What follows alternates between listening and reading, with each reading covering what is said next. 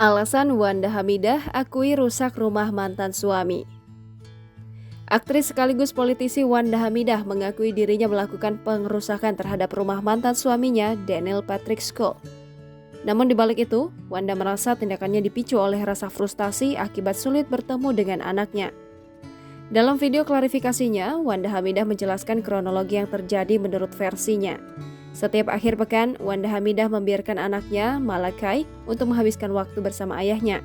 Pada Minggu, Wanda mulai panik karena Malakai belum dipulangkan oleh mantan suaminya.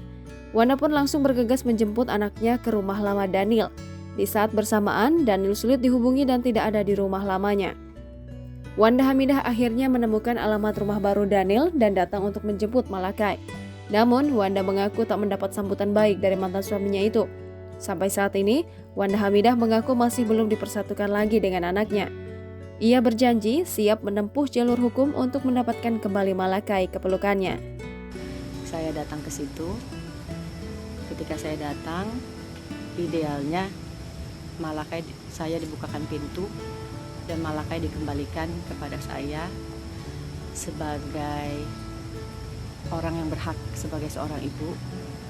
Dan secara putusan pengadilan ketika perceraian kami, Malakai berada dalam pengasuhan dan pemeliharaan saya yang sudah diputuskan inkrah, keputusan tetap oleh hakim. Tapi yang terjadi sebaliknya, saya tidak disambut dengan baik. Saya panik, saya frustasi, saya marah. Setelah kerja 2 hari syuting dan rindu sekali dengan anak saya. Lelah juga. Saya syuting di Puncak. Saya 4 jam, 5 jam dari Puncak menuju Jakarta. Lelah dan kangen ingin bertemu anak-anak saya.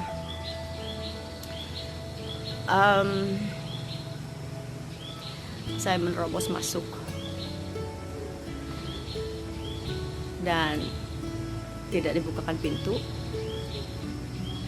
Benar, saya merusak pintu dan jendela karena rasa frustasi saya dan kerinduan saya dan kemarahan saya karena saya tidak dapat bertemu dengan anak saya dan anak saya tidak dikembalikan kepada saya sebagai ibu yang mempunyai hak perwalian.